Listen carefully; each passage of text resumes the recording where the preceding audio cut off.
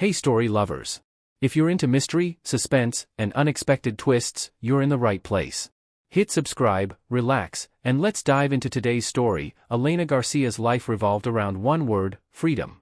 In the heart of Madrid, she chased dreams with her camera, documenting the world, planning for Berlin, and hoping to one day change it with her storytelling. But fate had other plans. Her family's business crumbled under debt, and her father sat her down one evening to deliver a crushing blow. "There's only one way to fix this," he said. "The Blackwoods, they've offered a solution. Marriage." "To who?" Elena asked, her voice tight. "Liam Blackwood. Their son. He's wealthy, established. This will erase our debt." A business deal. That's what her life had become. Against her will but bound by family loyalty, she agreed. The wedding in London was cold, elegant, and hollow. Elena wore a designer dress, but her eyes betrayed the truth. She felt like a bird in a cage. Liam Blackwood was polite, formal, and distant. At the altar, he leaned in and whispered, "Let's just make this easy. We both know what this is." Their wedding night wasn't romantic. Liam left her in the bedroom with only the words, "We'll keep out of each other's way. It's just for appearances." The mansion was massive, filled with silence. Elena walked the halls like a ghost, unsure what life meant anymore. The girl who once dreamed of making films now lived in a stranger's house with a stranger for a husband. But she wasn't broken. Not yet. In secret, she began to write. In a leather journal she found in the study, she poured her frustration and grief. She signed each page, e.g., a reminder that she still existed. One night, she passed Liam's office and heard music. He played the piano alone in the dark, notes soft and full of pain.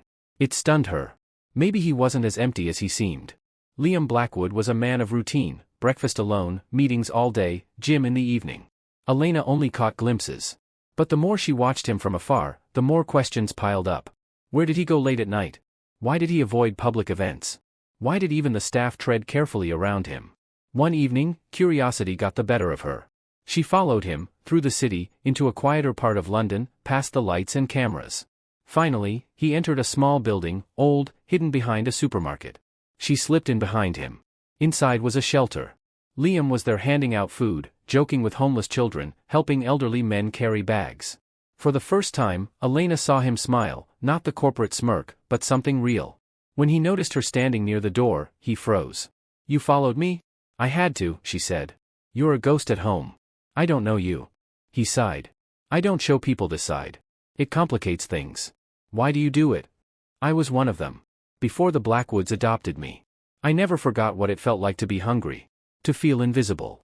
Elena was stunned. "Why didn't you tell me?" "Because you weren't supposed to care." Something shifted. Liam wasn't just a cold businessman. He was a boy who had survived the streets, now living behind walls too high for anyone to climb. That night, over tea, they spoke for hours. About Madrid. About London. About the ache of pretending.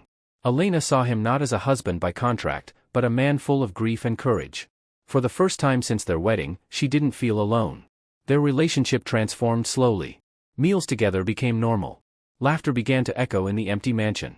Liam surprised her by turning a spare room into a mini studio, for her to film, to create again. "Freedom doesn't mean being alone," he told her one day. "Sometimes, it means having someone who lets you fly." They spent evenings watching movies. She introduced him to Spanish indie films. He taught her how to play chess. They shared small things, jokes, scars, silent moments that said more than words ever could. Then one rainy evening, in the middle of a power outage, she found him in the library reading her journal. She gasped. "You had no right?" "I didn't mean to. It was open." She snatched it. "It's private." He looked hurt. "I read what you wrote about me. That I'm a man made of stone, but music leaks out of his cracks." "That's beautiful." Elena blushed, stunned that he'd remembered the line. That night, he kissed her. Not because it was expected. Not because they were married. But because, finally, they wanted to. Love didn't crash into them like thunder. It unfolded, fragile, hesitant, but real. For the first time, Elena felt married in the truest sense. And for Liam, it was the first time he'd ever believed someone could love him not for his name, but for his truth. Just as they settled into this quiet happiness, the past returned.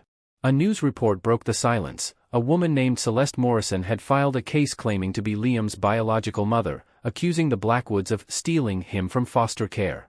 Headlines exploded. Liam shut down emotionally. Elena watched the walls go back up. But this time, she refused to let him disappear. "We face this. Together, she said. He didn't answer.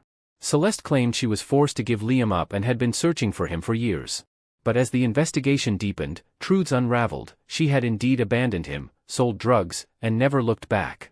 She only returned now, chasing the fortune Liam had built. Elena gave press interviews. She told the truth. She shared Liam's story with the world, a boy who had survived, grown, and given back. "You're not a scandal," she told him. "You're a miracle." The court ruled in Liam's favor. Celeste's claims were dismissed. But more importantly, Liam realized Elena hadn't stayed because she had to, she had chosen him, again and again. One evening, months later, he held her close on the balcony. "If this had never happened," he asked, "do you think we'd still be here?" She smiled. "Maybe not. But sometimes, the wrong beginning leads to the right story." He kissed her forehead. "I was forced to marry a stranger," she whispered. "But I fell in love with the man behind the silence.